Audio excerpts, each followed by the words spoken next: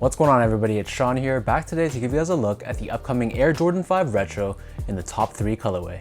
The release date on this shoe has been pushed back so many times, and even right now when I'm filming this, I'm not even 100% sure when these are set to drop.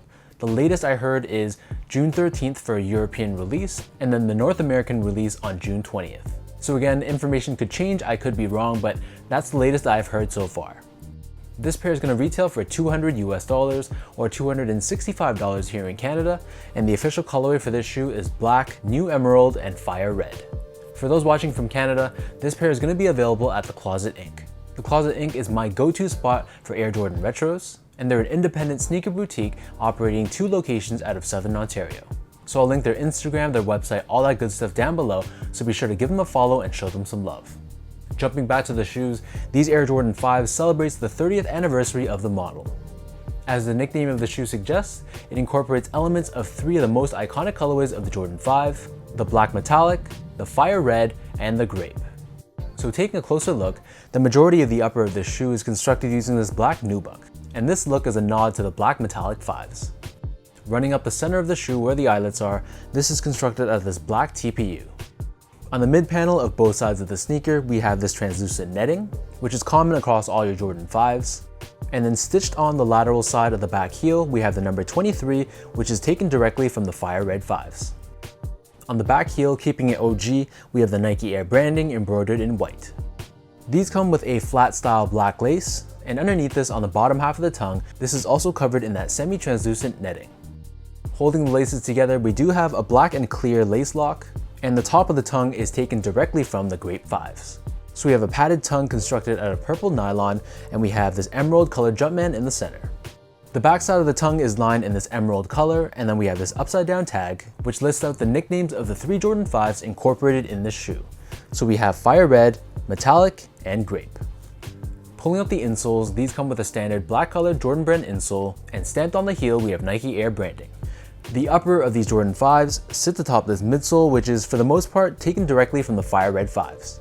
So this is predominantly done in this red colored foam, and we have this accent of black on the back heel, but you'll notice underneath the forefoot we have this hit of metallic silver with black paint speckling, and this is from the metallic 5s. Underneath the heel we have this cutaway, which exposes the Nike Air sole unit that's found within the midsole. Flipping the shoe over to the bottom, here we have your standard Air Jordan 5 outsole. We have this icy blue finish on both the forefoot and the bottom heel, along with this emerald green colored Jumpman underneath the forefoot. This is accented with black rubber at the top of the toe, along with fire red colored rubber in the middle, and it's finished off with Nike branding. From a sizing standpoint, these fit exactly the same as all my other Jordan 5s, so if you're like me and you have wider feet, then you can get away with sticking true to size, but I know a lot of people prefer going a half size down on their Jordan 5s. Basically, whatever size you normally are in Jordan 5s, I'd recommend just sticking with that same size. And if you've never worn a Jordan 5 before and you are in doubt, then probably stick true to size and deal with a shoe that's going to be a little bit too big instead of something that's going to be too snug. For what it's worth, sticking true to size left about a finger's width between the top of the shoe and the top of my toe.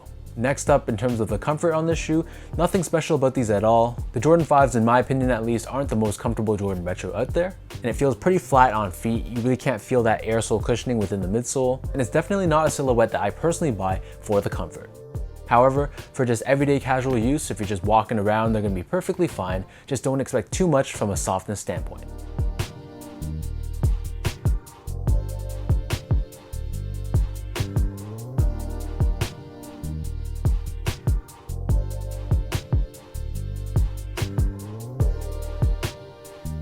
With all that out of the way now, let's lace up these top 3 Air Jordan 5s and I'll show you guys how these look on feet.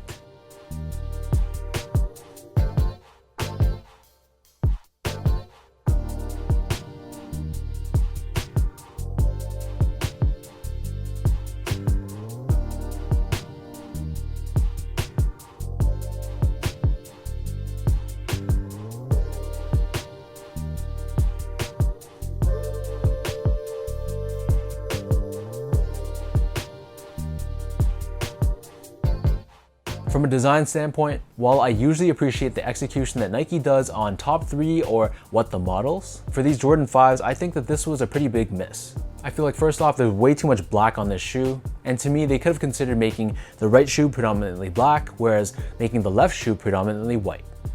Anyways, long story short, I'm just not feeling the color combination of the black with the purple tongue and then the red on the bottom. It just really doesn't go together, even for a top 3 or a what the sneaker. So I'm not sure if this pair is gonna sell out, but if it was up to me, it's not a shoe that I personally really need for my collection.